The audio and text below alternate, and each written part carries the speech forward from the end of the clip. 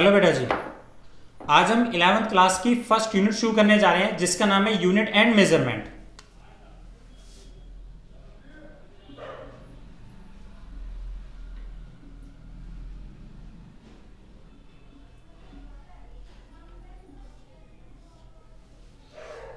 इस first unit में सबसे पहले एक टर्म्स हम समझते हैं जिसका नाम है क्वांटिटी। फिजिक्स में क्वांटिटी शब्द का मतलब क्या होता है। हमारे चारों तरफ इस सराउंडिंग में डिफरेंट डिफरेंट ऑब्जेक्ट्स होते हैं। उन डिफरेंट डिफरेंट ऑब्जेक्ट्स के पास डिफरेंट डिफरेंट क्वालिटीज होती हैं। डिफरेंट डिफरेंट क्वालिटीज गुण होते हैं। इन गुणों को हमने कुछ नाम दिया है। मस्ट रिमेंबर, हमने नाम किसे दिया है? उस ऑब्जेक्ट के पास जो गुण है, जो कैरेक्टरिस्टिक्स है, उन गुणों को हमने कुछ नाम दिया है। हमने ऑब्जेक्ट को कुछ नाम नहीं दिया है। क्या नाम दिया है? दिस इज नोन एज क्या? क्वांटिटी। जैसे कि मैं आपसे बोलता हूं कि मेरे पास ये दो ऑब्जेक्ट है, एक ऑब्जेक्ट ये है और एक ऑब्जेक्ट ये है। ये दो ऑब्जेक्ट हैं। इन दोनों को देखकर मुझे बताइए कि इन दोनों ऑब्जेक्ट में से कौन सी ऐसी कैरेक्टरिस्टिक्स है जो एक दूसरे से अलग है। तो आंसर है साइज। इस बॉडी का साइज छोटा है, इस बॉडी का साइज बड़ा, लेकिन ये साइज दोनों के पास है। तो साइज मीन्स लेंथ। तो लेंथ क्या है? लेंथ एक वो कैरेक्टरिस्टिक्स है जो इसके पास भी है और इसके पास भी, लेकिन एक दूसरे में दोनों से अलग अलग है। तो जो लेंथ है, उस लेंथ को, लेंथ क्या है? लेंथ इज द कैरेक्टरिस्टिक्स, एक गुण है। तो हमने नाम किसे दिया? इस ऑब्जेक्ट को नाम दिया। आंसर है नो। हमने नाम किसे दिया? तो आंसर है इस ऑब्जेक्ट के पास जो कैरेक्टरिस्टिक्स है, दिस इज साइज, उसे एक नाम दिया, क्या? लेंथ। इसी तरह से बेटे मैं क्या करता हूं, एक ऑब्जेक्ट को उठाता हूं। एक ऑब्जेक्ट को उठाया मैंने, उसको मैंने ऐसे उठाया, इसको यहां रख दिया। दूसरे को उठाता हूं, इसको उठाता हूं और उसको भी रख देता हूं। तो इन दोनों ऑब्जेक्ट को देखकर क्या आप मुझे बता सकते हैं कि इन दोनों ऑब्जेक्ट में कौन सी ऐसी कैरेक्टरिस्टिक्स है, कौन सा ऐसा गुण है जो दोनों में एक दूसरे से अलग है? दिस इज नोन एज क्या? मास। तो मास क्या है? मास एक वो कैरेक्टरिस्टिक्स है जो एक ऑब्जेक्ट को दूसरे ऑब्जेक्ट से अलग करती है। तो मास क्या है? मास इज द क्वांटिटी जो दोनों के पास है लेकिन दोनों में एक दूसरे से अलग अलग है। तो क्या मैंने नाम उस बॉडी को दिया? Answer no. हमने उस बॉडी के पास जो गुण है उसको एक नाम दिया, क्या? That is mass. इसी तरह से दो बॉडी हैं। एक बॉडी 1 सेकंड में 10 किलोमीटर चलती है, एक बॉडी 1 सेकंड में 15 किलोमीटर चलती है। तो ऐसी कौन सी कैरेक्टरिस्टिक्स है जो इन दोनों ऑब्जेक्ट में एक दूसरे से अलग अलग है? दिस इज नोन एज क्या? स्पीड। तो स्पीड वो कैरेक्टरिस्टिक्स है जो दोनों के पास है लेकिन दोनों में एक दूसरे से अलग अलग है बेटे। तो इसी तरह से बेटे मैं एक बॉडी को छूता हूं, मैं दूसरी बॉडी को छूता हूं, दोनों को छूकर मैं कहता हूं ये बॉडी बहुत ज्यादा गर्म है और ये बॉडी को छूकर कहता हूं ये बॉडी कम गर्म है। तो मैं कौन सी क्वांटिटी के बारे में बात कर रहा हूं? कौन सी ऐसी फिजिकल क्वांटिटीज हैं, कौन सी ऐसी कैरेक्टरिस्टिक्स है जो दोनों के पास है लेकिन दोनों में अलग अलग है? दिस इज नोन एज क्या? टेम्परेचर। तो टेम्परेचर वो कैरेक्टरिस्टिक्स है जो दोनों के पास है लेकिन दोनों में एक दूसरे से अलग है। दिस इज नोन एज क्या? क्वांटिटी। तो फिजिक्स में ये मतलब होता है किसका? क्वांटिटी शब्द का। तो इसी तरह से क्वांटिटी किसे कहते हैं? हमारे चारों तरफ सराउंडिंग में जो जो चीजें हम देखते हैं सबके पास क्या है? तो आंसर कुछ ना कुछ क्वालिटीज है। एक लड़का बहुत अच्छा गाता है तो हम क्या कहते हैं? He is a singer. तो क्या मैंने उस लड़के को नाम दिया? नहीं। उस लड़के के पास जो कैरेक्टरिस्टिक्स है, जो गुण है, उसे मैंने नाम दिया, क्या? सिंगर। इसी तरह से बेटे एक आदमी बहुत अच्छा दौड़ता है। अगर एक आदमी बहुत अच्छा दौड़ता है तो मैंने बोला ही इज ए गुड रनर। तो मैंने रनर किसे नाम दिया? उस आदमी को दिया, उसकी क्वालिटी को नाम दिया। तो आंसर है उस ऑब्जेक्ट के पास जो क्वालिटी है, जो गुण है, जो कैरेक्टरिस्टिक्स है, उसे मैंने नाम दिया, क्या? दिस इज नोन एज क्या? रनर। तो बहुत बेसिक सी चीज है। क्वांटिटी शब्द को समझना हमारे लिए बहुत प्राथमिकता का काम बन जाता है, इसे हम ऐसे ही छोड़ देते हैं। तो क्वांटिटी बेसिकली क्या चीज होती है? कुछ नहीं होती। हमारे सराउंडिंग में बहुत सारे ऑब्जेक्ट्स हैं, उन बहुत सारे ऑब्जेक्ट्स के पास बहुत सारे क्वालिटीज होती हैं। इस बॉडी के पास बहुत सारी क्वालिटीज है। क्या क्वालिटीज है? तो आंसर है इस बॉडी के पास साइज है, इस बॉडी के पास क्या है? लेंथ है। तो लेंथ क्या है? इसकी कैरेक्टरिस्टिक्स है, इसका गुण है जो इसके पास है। ये क्या कर सकता है? मैं इसको ऐसे छोड़ता हूं, ये चल सकता है। इसके पास क्या है? स्पीड। स्पीड क्या है? इसका गुण है। तो जो हम नाम दे रहे हैं वो नाम किसे दे रहे हैं? ऑब्जेक्ट के पास जो गुण है, व्हाट ही हैज, जो इसके पास है, उसको हम क्या एक नाम दे रहे हैं। दिस इज नोन एज क्या? This is known as, that is quantity. तो मस्ट रिमेंबर, तो हमारे नेचर में एक ऑब्जेक्ट के पास एक से ज्यादा कैरेक्टरिस्टिक्स हो सकती हैं। वो जो कैरेक्टरिस्टिक्स हैं एक ऑब्जेक्ट के पास एक से ज्यादा, उसे हम क्या नाम देते हैं? दिस इज नोन एज क्या?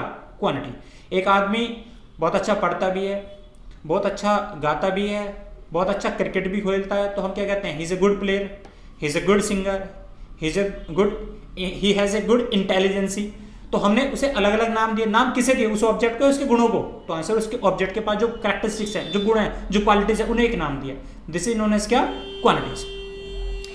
अब अगली बात, अब बहुत अच्छे से समझते हैं कि फिजिक्स में जो ये क्वांटिटीज होती हैं, ये क्वांटिटीज बेसिकली दो टाइप्स की होती हैं। सबसे पहले क्वांटिटीज को लिख लेते हैं। क्वांटिटीज होती क्या है?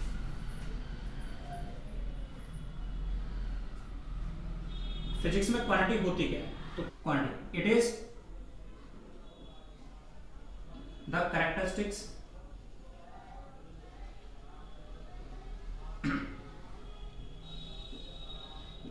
of the different objects are given some names called characteristics, called quantities.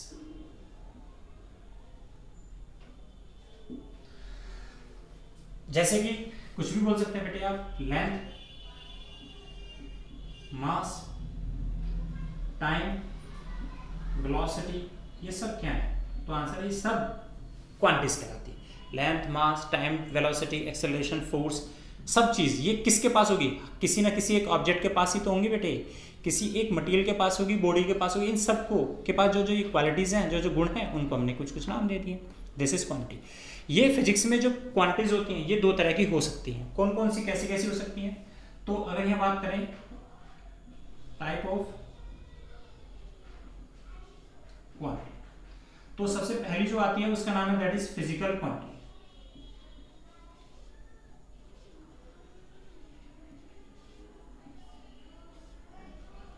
Physical quantities किन्हें कहते हैं? तो इसका आंसर है फिजिकल क्वांटिटीज वो क्वांटिटीज होती हैं बेटे जिन्हें हम मेजर कर सकते हैं, जिन्हें हम नंबर में एक्सप्रेस कर सकते हैं, जिनका हम फॉर्मूला बना सकते हैं, जो फिजिक्स के हर एक रूल, फिजिक्स के हर एक लॉ को फॉलो करता है।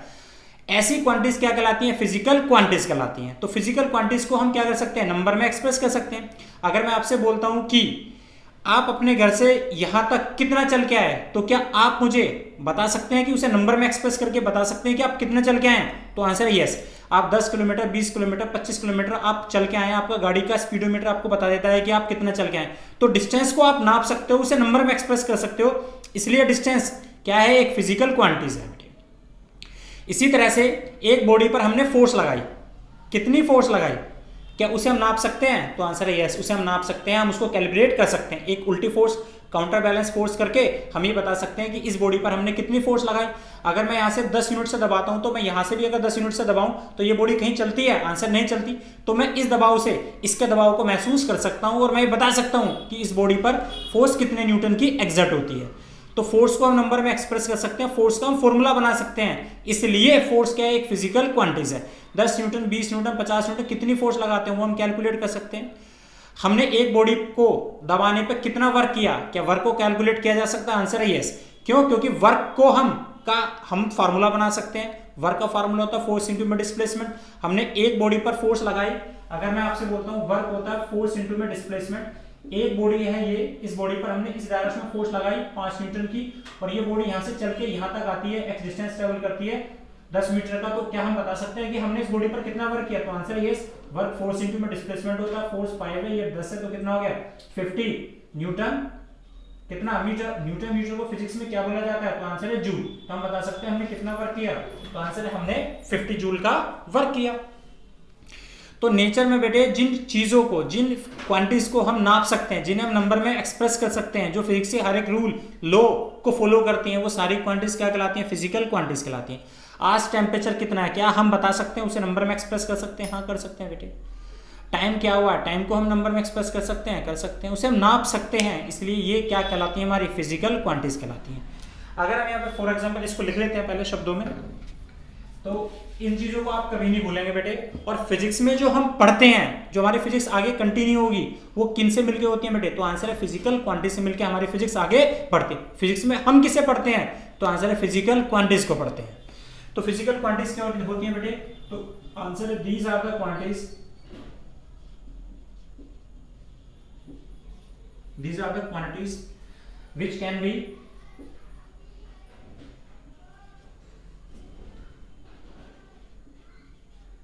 measure and express in number, obey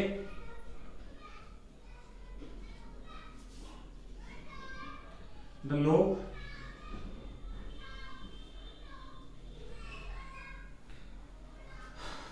of physics.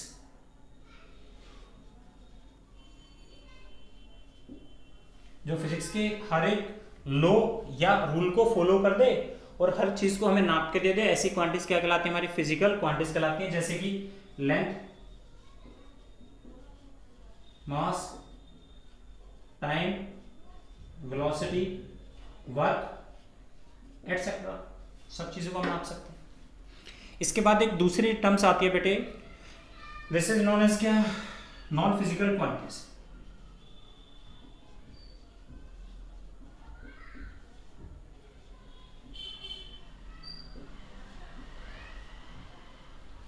Non physical quantities किन्हें कहते हैं? तो इसका आंसर है बेटे, नॉन फिजिकल क्वांटिटीज वो क्वांटिटीज होती हैं जिन्हें हम मेजर नहीं कर सकते, जिन्हें हम नंबर में एक्सप्रेस नहीं कर सकते। वो फिजिक्स के हर एक रूल, लॉ, प्रिंसिपल उसको ओबे नहीं कर सकता, उसका हम फॉर्मूला नहीं बना सकते। ऐसी क्वांटिटीज क्या कहलाती हैं? दिस इज नोन एज क्या? Non physical quantity. जैसे कि ये लड़का बहुत खुश है, सांबा बहुत खुश है। सांबा कितना खुश है? क्या हम सांबा को बता सकते हैं?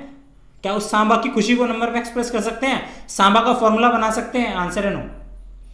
तो अगर हम उसको नंबर में एक्सप्रेस नहीं कर सकते, उसका फॉर्मूला नहीं बना सकते, फिर इसे हर एक रूल को फॉलो नहीं करता, तो हैप्पीनेस फिजिकल क्वांटिटीज नहीं होती बेटे।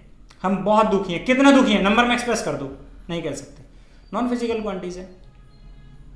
इसी तरह से इंटेलिजेंसी, एक आदमी बहुत इंटेलिजेंट है, कितना? नंबर में एक्सप्रेस कर सकते हो? आंसर है नो। तो जिन चीजों को हम नंबर में एक्सप्रेस नहीं कर सकते, फिजिक्स से आती है, ऐसे टाइप की कोई क्वांटिटीज होती नहीं है, नहीं होती है, तो ऐसी क्वांटिटीज को हम क्या कहते हैं? Non physical quantities. तो नॉन फिजिकल क्वांटिटीज होती है बेटे, दीज आर द क्वांटिटीज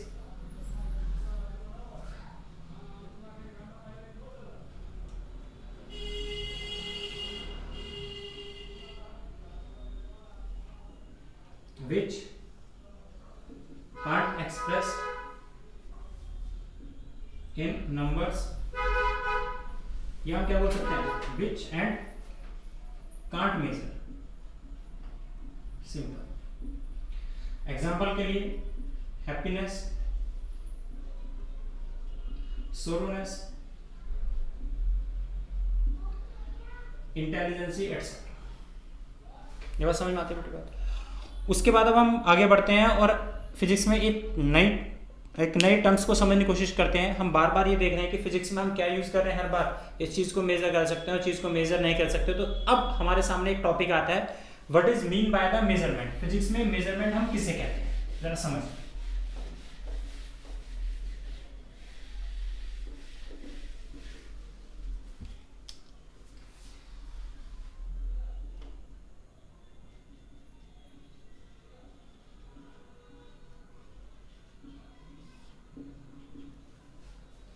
तो बहुत अच्छे समझिए और बहुत आसान सा है। फिजिक्स में मेजरमेंट शब्द का मतलब ये होता है कि बेटे मेजरमेंट है क्या? तो आंसर है मेजरमेंट एक मेथड है, एक प्रोसेस है जिसमें जिस भी फिजिकल क्वांटिटीज को हमें नापना है, जिस भी फिजिकल क्वांटिटीज को हमें नापना है, उस क्वांटिटी को हम कंपेयर करते हैं एक स्टैंडर्ड मेजरमेंट से।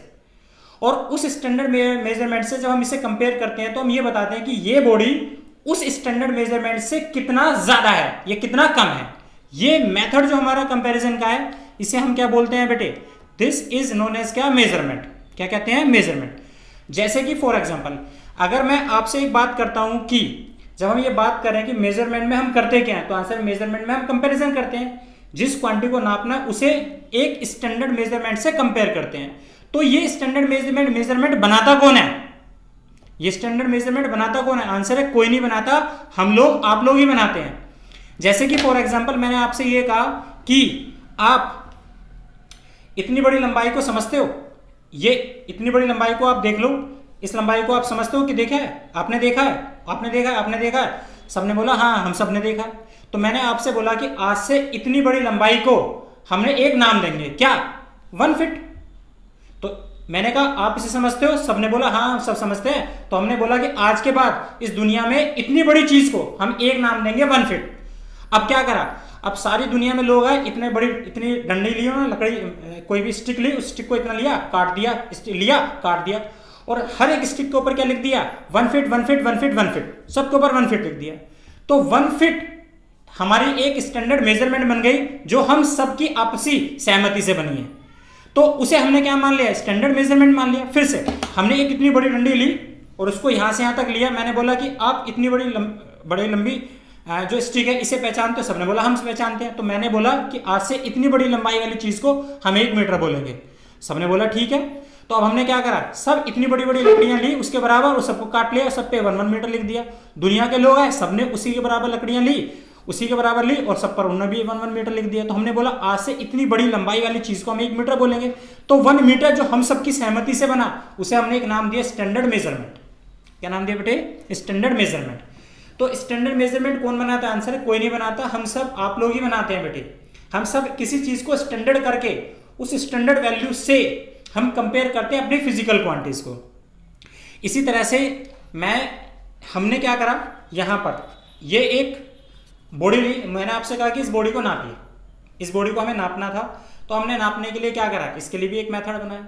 तो हमने क्या करा, यहां पर एक तरफ इस बॉडी को रख दिया, दूसरी तरफ हमने एक बाट रखा, उस बाट को रखा। तो हमने वो बाट कितना रखा, तो आंसर है 1 यूनिट का, 1 kg का बाट रखा। इसी के बाद हमने 2 kg एक उतने ही साइज का दूसरा एक बाट रख दिया, उतने ही साइज का 3 बाट रख दिया, उतने ही साइज का चौथा बाट रख दिया। और जैसे ही हमने 4 बाट रखे तो हमने देखा दोनों वैल्यू बराबर हो गई। तो वहां पर जो 1 kg जो हमने इतना छोटा जो पत्थर रखा, उस पत्थर को हमने एक नाम दिया। क्या नाम दिया, दैट इज 1 kg। तो वो जो 1 kg है, 1 kg वो हमने क्या मान रखी है, अपने एक स्टैंडर्ड मेजरमेंट मान रखी है। क्यों, क्योंकि हमने उसे नापने से पहले क्या करा, हमने बोला कि आज से इतने मोटे पत्थर को सब लोग अपने हाथ पे रखिए और आप ये देखिए कि आप उस 1 किलो जो पत्थर हमने अपने हाथ पे रखा है, क्या उसके दबाव को आप महसूस कर सकते हो। सबने बोला हाँ, उसके दबाव को हम महसूस कर सकते हैं। तो हमने बोला कि आज से इतने दबाव को हम एक नाम देंगे 1 kg। तो हम सबने उसी के बराबर बराबर पत्थर लिए, सबको बराबर बराबर तोल लिया, सब पे लिख दिया 1 1 kg। और उसी 1 kg को जब हम इसको नापने जाते हैं तो हम क्या करते हैं, इसको एक तराजू पे एक जगह रखा, उधर उतनी साइज का एक पत्थर रखा, फिर 2 पत्थर रखे, 3 पत्थर रखे, 4 पत्थर रखे। जैसे 4 पत्थर देखे बराबर हो गए तो हम क्या बोलेंगे, ये बॉडी जो है, ये बॉडी इस पत्थर से कितना ज्यादा भारी है, तो आंसर है 4 टाइम्स है। वो 4 टाइम्स किस पत्थर से, जो हमने कितना माना है, स्टैंडर्ड मेजरमेंट माना, जो 1 kg माना है। कितना माना बेटे, 1 kg। तो हम ये बोलेंगे कि ये वाली जो बॉडी है वो बॉडी कितने गुना भारी है, 4 गुना भारी है। किससे, हमारे उस स्टैंडर्ड मेजरमेंट से जो अभी हमने कितना मानी है, 1 kg। तो ये बॉडी कितना हो गई, 4 kg। तो 4 kg में 4 गुना 4 टाइम्स किसके है, तो आंसर है 1 kg के। इसी तरह से बेटे मैं आपसे कहता हूं कि इस टेबल की लंबाई को नापिए। इस टेबल की लंबाई को अगर मुझे नापना है, या इस कमरे की लंबाई को नापिए, तो कमरे की लंबाई को नापने के लिए हमने क्या करा, ऐसा एक स्केल लिया, इस स्केल को हमने क्या नाम दिया, 1 मीटर। और हमने इस तरह से 1 मीटर, 2 मीटर, 3 मीटर ऐसे नापते चले गए। हमने बोला ये कमरा 5 मीटर का है, ये कमरा 5 मीटर का। इसका मतलब इस कमरे की लंबाई 5 टाइम्स है उस स्टैंडर्ड मेजरमेंट के जो हमने कितनी मानी है, 1 मीटर। तो इस कमरे की लंबाई 5 गुना ज्यादा है किससे, हमारे 1 मीटर से। 1 मीटर जो अभी हम सब ने क्या मानी, अपनी स्टैंडर्ड मेजरमेंट मानी है। बात समझ में आ रही है बेटे बात।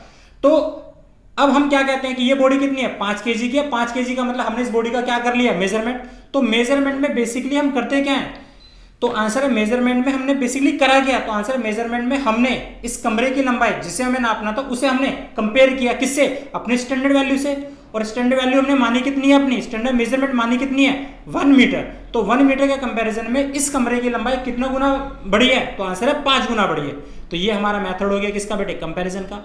तो इस दुनिया में बेटे जब भी हमें किसी चीज को नापना होता है तो उस नापने में हमेशा ध्यान रखो, हम हमेशा उस चीज को जिसे हमें नापना है उसे हम कंपेयर करते हैं किसी दूसरे से, कि जिससे हम उसे कंपेयर कर रहे हैं उसे हम ये मान लेते हैं कि वो हमारी एक स्टैंडर्ड मेजरमेंट है और इसकी वैल्यू कभी नहीं बदल सकती। इसकी वैल्यू जैसी है वैसी की वैसी रहेगी। इस दुनिया में अगर मुझे 5 लीटर अगर मुझे पेट्रोल लेना है 5 लीटर, तो उस लीटर की उस 1 लीटर की वैल्यू जो यहां होगी वही इंडिया में है, वो दिल्ली में भी वही है, मद्रास में भी वही है, कैलकाटा में वही है। इस दुनिया में 1 लीटर की वैल्यू हमेशा उतनी रहेगी, वो वैल्यू नहीं बदल सकती। तो 1 लीटर क्या हमारी एक स्टैंडर्ड वैल्यू है, स्टैंडर्ड मेजरमेंट है, जिससे अगर हम उस चीज को किसी भी चीज को अगर हम कंपेयर करना नापना है तो हम उससे कंपेयर करके बताएंगे कि ये वाली वैल्यू उस फिजिकल क्वांटिटी से, उस स्टैंडर्ड मेजरमेंट से कितना ज्यादा है। तो हमेशा के लिए ध्यान रखिए, स्टैंडर्ड मेजरमेंट हम उस चीज को मानते हैं जिसकी वैल्यू नहीं बदल सकती, वो हम सबकी आपसी सहमति से होता है। इसी तरह से आप सोचो कि क्लास में अगर हम ये कहते हैं कि ये लड़का बहुत इंटेलिजेंट है, एक लड़का कहता है, हम कहते हैं ये लड़का बहुत इंटेलिजेंट है, या वो लड़का कहता है कि मैं बहुत इंटेलिजेंट हूं, तो वो इंटेलिजेंसी में अपने आप को कंपेयर करता है किससे, एक दूसरे लड़के से जो क्लास में शायद सबसे ज्यादा वीक हो। तो उस वीक के कंपैरिजन में से उस लड़के के जो सबसे क्लास में सबसे वीक है उसके कंपैरेटिवली ये बताता है कि मैं इससे इतना ज्यादा हूं। बात समझ में आ रही है बेटे? हम आस्किंग डायरेक्टली कि भाई इस क्लास में कौन इंटेलिजेंट है, तो सब एक दूसरे की गर्दन देखते रहते हैं। क्यों? क्योंकि हमें मेजरमेंट करने के लिए क्या चाहिए, एक स्टैंडर्ड वैल्यू, और उस स्टैंडर्ड वैल्यू से हम कंपेयर करके बताते हैं कि हम कितना इंटेलिजेंट है। तो हम देखते हैं क्लास में इंटेलिजेंट मैं हूं किससे, मैं नहीं बता सकता, मैं बोलता हूं इससे, तो आप बताते हो ज्यादा हूं, उससे तो आप बताते हो कम। तो जब हम जिससे कंपेयर करा रहे हैं, वो जिससे कंपेयर करा रहे हैं, वो क्या आपकी स्टैंडर्ड मेजरमेंट है। बहुत जरूरी है बेटे, पूरे साल निकल जाता है समझने में, लेकिन ये समझ में नहीं आता कि वास्तव में मेजरमेंट में हम करते क्या है। तो हमेशा के लिए याद रखिए कि मेजरमेंट में हम बेसिकली कंपेयर करते हैं, जिस फिजिकल क्वांटिटी को हमें नापना है उसे हमेशा एक अपनी स्टैंडर्ड मेजरमेंट से कंपेयर करते हैं, और कंपेयर करके हम ये बताते हैं कि ये जो हमारी फिजिकल क्वांटिटी जिसे हम नाप रहे हैं, ये उस स्टैंडर्ड वैल्यू से कितना ज्यादा है या कितना कम है। ये जो हमारा मेथड है कंपैरिजन का, दिस इज नोन एज क्या, मेजरमेंट। अब जब हम मेजरमेंट की बात करते हैं तो शब्दों में पहले लिख लेते हैं, तो मेजरमेंट है क्या, तो आंसर है इट इज द मेथड या process of comparison in which we do comparison, in which we do measure, compare of the given physical quantity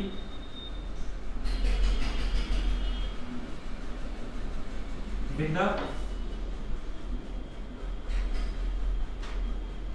standard measurement.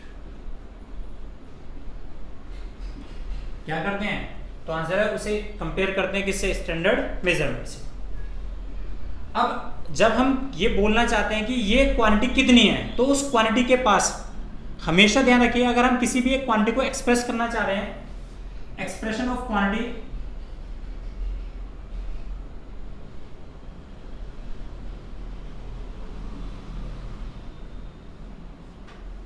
अगर हम किसी भी क्वांटिटी को एक्सप्रेस करना चाह रहे हैं तो हमेशा ध्यान रखें उस क्वांटिटी के पास हमेशा दो चीजें होंगी।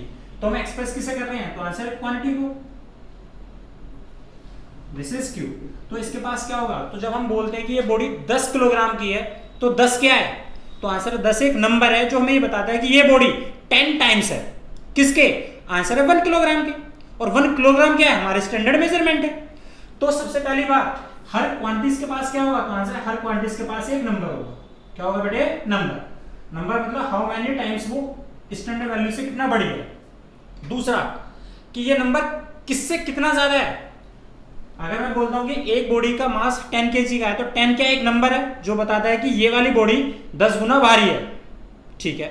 दूसरा किससे, तो जिससे हम इसे कंपेयर करते हैं, जिससे हमने इसे कंपेयर किया, वो वाली वैल्यू वो क्या कहलाती है, हमारी स्टैंडर्ड मेजरमेंट। तो ये क्या है, दिस इज नंबर, और उस स्टैंडर्ड मेजरमेंट को हमने एक नाम दिया, दिस इज नोन एज क्या, यूनिट। क्या नाम दिया बेटे चिंकू, यूनिट। अगर मैं बोल रहा हूं ये बॉडी कितनी है, 10 किलोग्राम की है, अगर बॉडी 10 किलोग्राम की है तो इसका मतलब क्या कह रहे हैं, 10 गुना 1 किलोग्राम, और किसी का भी 1 क्या कहलाता है, आंसर है यूनिट। तो यूनिट क्या है, तो आंसर है unit is the standard measurement, और 1 किलोग्राम क्या हमारी स्टैंडर्ड मेजरमेंट, स्टैंडर्ड मेजरमेंट। तो और 10 क्या है, तो आंसर 10 एक नंबर है, नंबर इंटू में यूनिट मुझे क्या देती है, आंसर है क्वांटिटी देती है। समझ आई बात। तो नंबर इंटू में यूनिट क्या देती है मुझे, एक क्वांटिटी। यूनिट क्या होती है हमारी स्टैंडर्ड मेजरमेंट। हर चीज का एक यूनिट तो होगा। एक बॉडी 100 मीटर लंबी है, तो 100 मीटर लंबी है, इसका मतलब क्या है, 100 क्या है, ये बॉडी 100 टाइम्स है, किससे? आंसर है 1 मीटर से। 1 मीटर हमने क्या माना है? तो आंसर है 1 मीटर हमने अपनी एक स्टैंडर्ड मेजरमेंट मानी है, और 1 मीटर क्या है उसका? 1 यूनिट है। तो सो इजी। तो इसी तरह से बेटे जो स्टैंडर्ड मेजरमेंट होती है उसी को हम क्या बोलते हैं? यूनिट बोलते हैं। तो एक बात समझ में आई, क्या समझ में आई?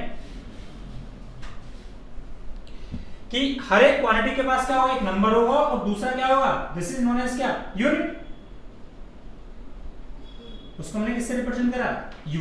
तो अब समझ में आता है कोई भी एक क्वांटिटी कब कंप्लीट होती है? तो आंसर है हर एक क्वांटिटी कंप्लीट होती है जब उसके पास एक नंबर होता है n, और दूसरा उसके पास एक यूनिट होती है। दोनों मिलकर क्या करती है? इस क्वांटिटी को कंप्लीट करती हैं। और ये क्वांटिटी कैसी है? तो आंसर है कांस्टेंट है। ये क्वांटिटी कैसी है बेटे? कांस्टेंट। इसकी वैल्यू नहीं बदलेगी। इसका क्या मतलब है? इसका मतलब ये है बेटे कि अगर मैं आपसे बोलता हूं कि 1000 मीटर बड़ा है या 1 किलोमीटर बड़ा है, या और सुनिए, मैं आपसे कहता हूं इस कमरे की लंबाई को नापिए। इस कमरे की लंबाई को नापिए। एक ने इस कमरे की लंबाई को नापा कितना? तो आंसर है एक ने इस कमरे की लंबाई को नापा 5 मीटर। कितना नापा? 5 मीटर। ठीक, ओके। दूसरे आदमी ने इस कमरे की जो लंबाई थी उस कमरे की लंबाई को नापा कितना? तो आंसर है 500 सेंटीमीटर। कितना नापा? 500 सेंटीमीटर। तो दोनों में से कौन बड़ा है? तो दोनों में से किसने इस क्वांटिटी को ज्यादा नापा? आंसर है किसी ने ज्यादा नहीं नापा। क्वांटिटी कमरे की लंबाई पहले भी उतनी थी, अभी भी उतनी है। पहले भी उतनी थी, अभी भी उतनी है, लेकिन हमने जो कंपैरिजन किया, एक में तो मीटर के साथ कंपैरिजन किया, एक में हमने सेंटीमीटर के साथ कंपैरिजन किया।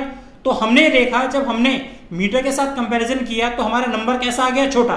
तो हम कमरे की लंबाई कितनी कह रहे हैं? 5 मीटर। इसका मतलब जब नंबर हमारा कम होता है तो यूनिट जिसको हम नाप रहे हैं, जिससे हम उसको कंपेयर कर रहे हैं, उसकी वैल्यू कैसी है? वैल्यू बड़ी है। दूसरा, जब हम उसको सेंटीमीटर में नाप रहे हैं, तो जब हम बोल रहे हैं इस कमरे की लंबाई कितनी है? 500 सेंटीमीटर है, तो हमने इस कमरे की लंबाई को कंपेयर किससे किया? तो आंसर है सेंटीमीटर से कंपेयर किया। तो इसका मतलब जब सेंटीमीटर से कंपेयर करते हैं तो नंबर कैसा होता है? बढ़ गया। नंबर कितना आ गया? तो आंसर है 500। तो इससे एक बात साफ साफ क्लियर होती है बेटे कि जब हम किसी एक क्वांटिटी को, फिजिकल क्वांटिटी को कंपेयर करते हैं किसी भी एक दूसरी स्टैंडर्ड मेजरमेंट से, किसी भी एक यूनिट से कंपेयर करते हैं, तो अगर हमारी यूनिट की वैल्यू कम है तो नंबर ऑटोमेटिकली क्या होगा? बढ़ जाएगा। यूनिट की वैल्यू अगर ज्यादा है तो नंबर ऑटोमेटिकली छोटा हो जाएगा। लेकिन क्वांटिटी, कमरे की लंबाई या जिस चीज को हम नाप रहे हैं, वो तो पहले भी उतना ही था, अभी भी उतना ही है बेटे, उसकी वैल्यू नहीं बदल सकती। तो एक बात और समझ में आती है कि क्वांटिटी रिमेन कैसी होती है? कांस्टेंट। इसका मतलब कि अगर मैं n1, इसको हम क्या बोल सकते हैं? nu is equal to constant. इसका मतलब क्या है बेटे कि अगर इसकी वैल्यू, ये इन दोनों का, इसकी वैल्यू टोटल कांस्टेंट हो गई, कितनी होती है? 10। इसका मतलब क्या, अगर ये 2 है तो ये कितना होगा? 5। ये 2 तो 5 दूनी 10 होता है ना। अगर मैं इसकी वैल्यू यहाँ पर कितनी कर देता हूँ, तो आंसर है इसकी वैल्यू मैं यहाँ पर कितनी कर देता हूँ? इसकी वैल्यू कर देता हूँ 5, तो इसकी वैल्यू कितनी हो जाती है? 2। इसकी वैल्यू मैं बढ़ाकर कितनी कर देता हूँ? n कर देता हूँ, तो इसकी वैल्यू कितनी होती है? 1। इसकी वैल्यू मैं और बढ़ा देता हूँ, यहाँ पर ये कम कर देता हूँ, इसकी वैल्यू मैंने कितनी कर दी? तो आंसर इसकी वैल्यू 1 करता हूँ, तो इसकी वैल्यू कितनी हो जाती है? 10। तो हम क्या देख रहे हैं यहाँ पर? एक वैल्यू अगर बढ़ रही है तो दूसरी वैल्यू ऑटोमेटिकली क्या होती चली जाती है? कम। लेकिन अगर एक की वैल्यू कम करते हैं, दूसरी वैल्यू क्या होती है? बढ़ती चली जाती है। क्यों? क्योंकि दूसरी वैल्यू क्या रहती है? Remain constant. तो इससे एक बात पता चला कि nu जो नंबर होता है वो इनवर्सली प्रोपोर्शनल किसके होता है? यूनिट के। अगर तुम्हारी यूनिट की मेजरमेंट ज्यादा है, जिस चीज से आप इसे कंपेयर कर रहे हो, अगर उसकी वैल्यू ज्यादा है, कंपैरिजन अगर उसकी वैल्यू ज्यादा है, तो हमेशा नंबर कैसा आएगा? छोटा। स्टैंडर्ड वैल्यू जो जिससे आप कंपेयर करो, अगर उसका मेजरमेंट ज्यादा है तो नंबर हमेशा छोटा होगा, अगर यूनिट छोटी है तो नंबर हमेशा ज्यादा होगा। इसीलिए इस कमरे की लंबाई को जब आपने मीटर में नापा, मीटर की वैल्यू, स्टैंडर्ड वैल्यू ज्यादा थी तो नंबर छोटा है, लेकिन जब सेंटीमीटर में नापा तो सेंटीमीटर की जो स्टैंडर्ड मेजरमेंट थी वो छोटी थी, इसलिए नंबर ज्यादा आता। तो nu नंबर इनवर्सली प्रोपोर्शनल किसके होता है? तो आंसर है यूनिट के।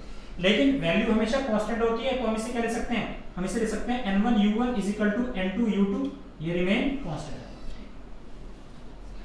अरे 5 किलो, इसको मैं क्या लिख सकता हूं? जैसे मैंने लिखा 5 मीटर इज इक्वल टू किसके इक्वल होगा? 500 सेंटीमीटर। दोनों ही तो बराबर होंगे, लेकिन क्वांटिटी तो पहले भी उतनी थी, अभी भी उतनी ही रहेगी, इसकी वैल्यू नहीं बदल सकती। तो फिजिक्स में ये मतलब होता है किसका? अरे मेजरमेंट का भाई। तो मेजरमेंट को समझना भी अपने आप में एक अच्छी क्वालिटी होती है, हमें समझना चाहिए बेसिकली मेजरमेंट में क्या करते हैं। कभी भी कोई कन्फ्यूजन होती है तो ये सोचिए कि अगर कोई हमसे कहता है कि ये बताइए कि आज टेम्परेचर कितना है, तो हम क्या करते हैं, तो टेम्परेचर अगर हमसे पूछा आज का टेम्परेचर कितना है, तो हम बोलते हैं कि आज का टेम्परेचर 42 डिग्री सेल्सियस है। तो 42 जब हम नंबर बोल रहे हैं तो इसका मतलब क्या है कि आज का टेम्परेचर 42 गुना ज़्यादा है। किससे? आंसर है उस स्टैंडर्ड मेजरमेंट से जो हमने कितनी मानी है, 1 डिग्री सेल्सियस। और हम 1 डिग्री सेल्सियस को महसूस कर सकते हैं और हम ये बता सकते हैं कि आज का टेम्परेचर उस 1 डिग्री सेल्सियस से 42 गुना ज़्यादा है। तो ये क्या करा हमने, तो आंसर है मेजरमेंट करी। तो बस मेजरमेंट में हम हमेशा क्या करते हैं, तो आंसर है मेजरमेंट में हम हमेशा कंपैरिजन करते हैं। इसको बढ़िया से पढ़ के आइएगा बेटे, मिलते हैं फिर आपसे नेक्स्ट लेक्चर में। Thank you very much.